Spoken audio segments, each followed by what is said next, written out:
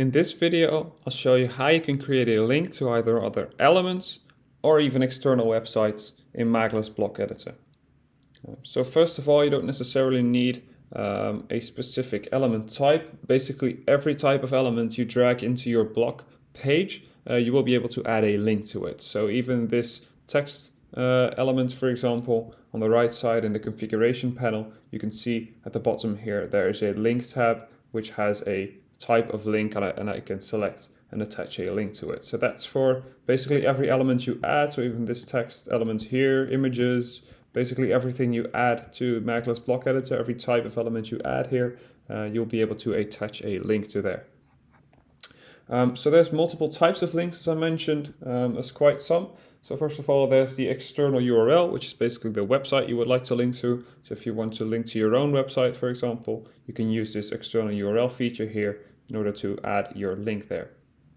Second one is the internal page link, which you will be able to link to other pages of the publication with, or even other publications.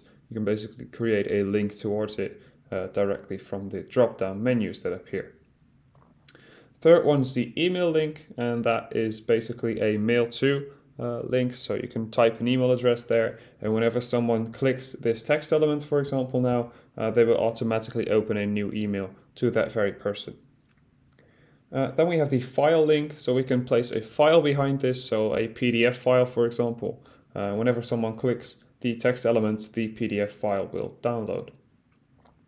Then we have the scroll link, and that requires a little more explanation. That is used in order to make people scroll to a certain point on the page, but for that we can't use elements, we need an anchor point. So where will you find that anchor point? Of course, on the left side of the screen in the add menu here, where you will find all of the possible elements that you can add in the block editor. And under the specials tab, we will find the anchor point here, which you can drag just like any other elements onto the screen to give it a place. So we can add it to the bottom here, for example. There we go. And now you can see here there's a small piece of text that says scroll link. I can click that and select it in order to rename it on the right side of the screen. So I can rename it to bottom of the page, for example. And this will not show in the eventual publication, of course. You will only see it in the editor mode. So here you see the bottom of the page scrolling that I've just attached.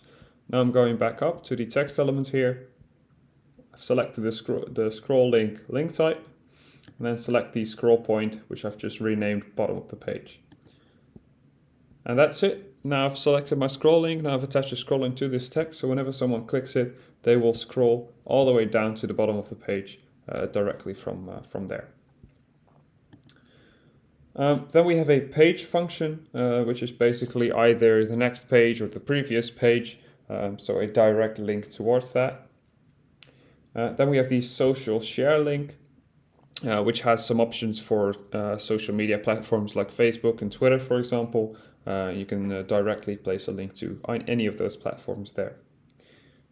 Then we have the reference tags, the reference links. So basically on every page in the page settings, you'll be able to apply a reference link to it, or a reference tag. And under this reference section, you can use it to link to that very tag. Then last but not least, we have the state option here at the bottom right. And that is something you might not want to touch because that's used for linking to other layers of the page. So we use this state option here to link to other layers of the page, which is used for pop-ups, for example. So whenever I add a pop-up to my page, it will add a new layer, as I will illustrate now. So if we go into the pop-up section and add this button here, for example, you can see that a new layer has been added, which is called pop-up, and we use that very state link to link to that very pop-up. So that is normally automatically done, but if you want to do it manually, you're very much welcome to do so by using that state link. And that concludes the contents of this video. Be sure to check out any of the other videos to get more information about Maglr and its editors.